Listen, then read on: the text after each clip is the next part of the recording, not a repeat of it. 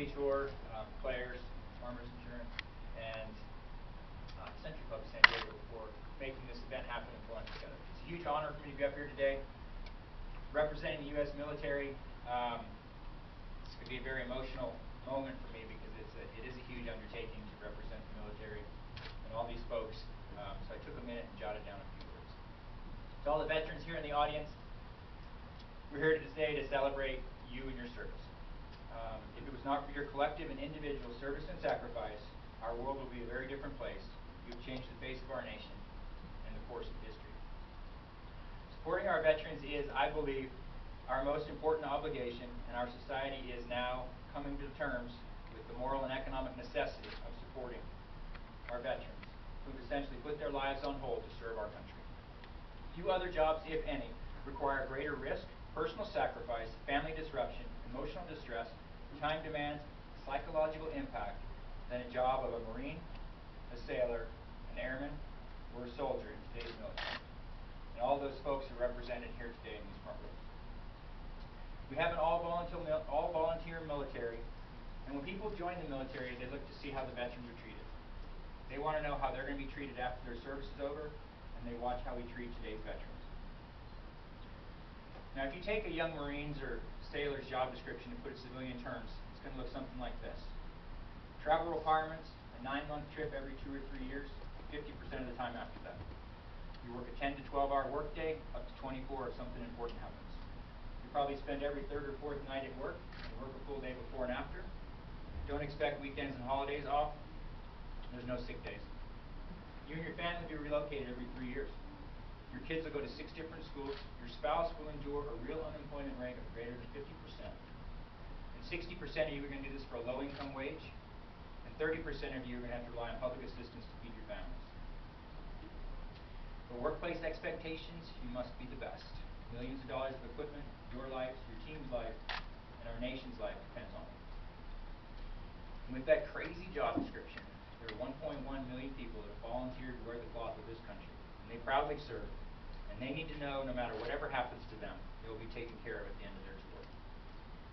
I am a veteran who passionately believes America needs to support her veterans, so much so that I changed the course of my life. And in 2013, I volunteered to leave my corporate career path and support the Enlisted project, a military nonprofit based here in San Diego that goes by the name of STEP as well. And at STEP, we help young military and veteran families who are in financial crisis move beyond that and get to financial self-sufficiency. We serve both active duty families and transitioning veterans because we want to make sure that our transitioning veterans remain financially viable while they're getting their feet back on in the civilian world. And STEP cannot change the cost of living in San Diego. We certainly can't change military incomes. But what we can do is provide personalized counseling to empower these families to manage their finances so they can thrive. So we teach them how to manage their income, how to manage their debt, and how to save their money. In the last 4 years, 3,147 families in a verifiable financial crisis, an imminent loss of a basic necessity, have come to STEP for help. We have managed to help every one of those families not suffer that loss. We've done that through our counseling programs, and we've done that through our granting of $1.3 million. And 93% of the families who go through our program do not have to come back for a second assist. They become financially self-sufficient. Now, why do I do this? Well, I was born in Duluth, Minnesota, on the Air Force Base there, and I was the second child of 20 and 23-year-old parents, one of which was shipping out to Okinawa. For the next 16 years, we consistently moved around this country, struggling to make ends meet, just like every other family around us. And then finally, the travel was over, and I watched my dad, who had been the most resourceful man I'd ever known, struggle to find meaningful work. I watched my brother, after 16 years in naval aviation, 4,000 flight hours, endless policies, procedures, and perfection, work to adapt to this imperfect world that he had to move to. He'd become, like so many others, a square peg in a round hole world. I also served, and after 8.5 years, I was found medically unfit to continue on submarine duty. I was handed a 4-inch stack of paperwork, sent on my way. I didn't know there was any support programs out there. So I closed that chapter, and I just walked away. All 3 of us made our transition alone. But now I realized we were the lucky ones, and there was an easier path. My work today is designed to help others succeed where we stumbled. There are over 40,000 military support agencies across this nation, and some argue that's too many. But I'm not totally convinced of that because I've seen the very unique needs and desires that our veterans possess. Now, I'll say to their credit that our government and our military do work to attempt to make the transition smoothly, but at the end of the day, they're not a human resources agency. They're quite the opposite. So I believe that community awareness and programs like this are a vital piece of the bigger veteran support picture, and our community's willingness to lend a hand to support our veterans does matter. And there are many ways to get engaged, and I can think of no better way to show your national pride than supporting our veterans.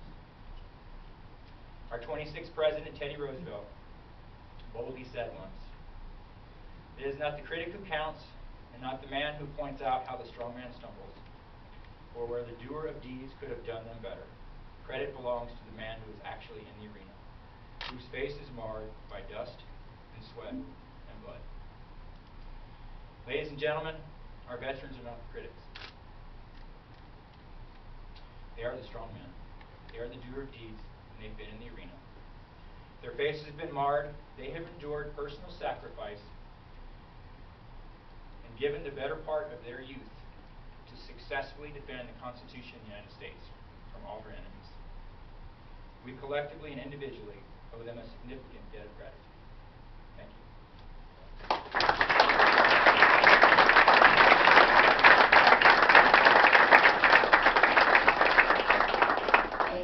Thank you very much. That is great. And without further ado, before we get all of you guys up here to get your suits, I think, Jeff, you had a few more things that you wanted to say? Actually, I really don't. Which you're probably all happy about. But I do. That was fantastic. So again, another round of applause.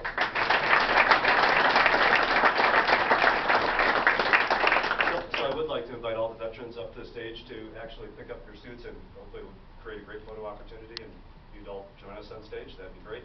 Maybe Ricky and Ben, you could come up with them.